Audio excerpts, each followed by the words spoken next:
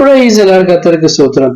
இன்று கர்த்தர் நம்மோடு பேச விரும்புகிற வார்த்தை, தேவனுடைய தயவுள்ள கரம் என் மேல் இருக்கிறது. ஆமேன். கர்த்தர் இன்றைக்கு நம்ம ஆசிரிக்க முடியாத அவருடைய கரத்தை நீட்டி, தயவுள்ள கரத்தை நீட்டி கர்த்தர் இன்றைக்கு உங்களை ஆசிரிக்க விரும்புறாருங்க. நெகேமியா சொல்ற வார்த்தைங்க, கர்த்தருடைய ஆலை இடிக்கப்பட்டதுன்னு தெரிஞ்ச உடனே கர்த்தர் சமூகத்துல காத்திருந்து ரொம்ப மனமடைவாகி அழுது கண்ணீர் வடிச்சு துக்கமா இருந்து ராஜா கிட்ட போய் ஒப்புதல் வாங்கி கர்த்தருடைய ஆலயத்தை கட்டும்படி கிளம்புறான். அவர் செய்யற எல்லா காரியம் கர்த்தர் ஆசிரிக்கிறாரு. கர்த்தர் ராஜா அந்த தேசத்துக்கு திரும்பி போக முடியாது, ராஜாட்ட நெட்டு கொடுக்குறாரு, மரங்கள் கிடைக்கிறது, எல்லா காரியங்களும் வழக்கமாகுது.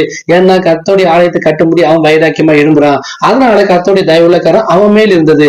இன்னைக்கு கர்த்தருடைய கரம் தயவுள்ள உங்க மேல் இருக்கணும்னா நீங்க கர்த்தர் ராஜ்யத்தை கட்டணும், அவர் ஆலயத்தை கட்டணும், அவருக்கு வழியை ஆயத்தம் பண்ணணும், சுவிசேஷத்தை அறிவிக்கணும். நாளுக்கு நாள் கர்த்தர் நேசிக்கிறார். அட்லீஸ்ட் ஒருத்தருக்காவது கர்த்தருடைய சுவிசேஷத்தை நீ அறிவிக்கும் போது உங்களுடைய ஆசீர்வாதம் தானா தேடி வருங்க.